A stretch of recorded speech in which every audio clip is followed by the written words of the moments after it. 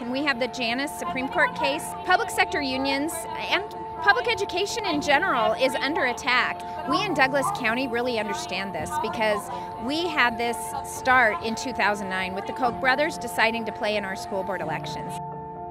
So why are our schools under attack?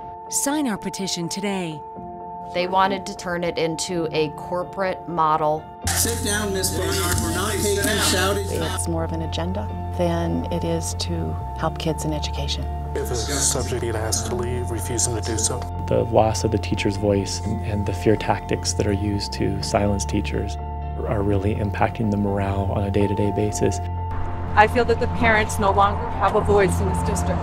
And we've been fighting ever since. And it's hard because we don't have the same resources that they have. It is election night and the results are streaming in. The Douglas County Vouchers Program appears to be over with the approval of a more liberal school board in Douglas County. It took us a while to organize and learn how to fight back.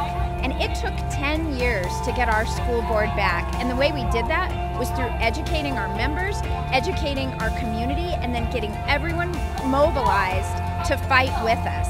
And we're a success story of exactly how you can win.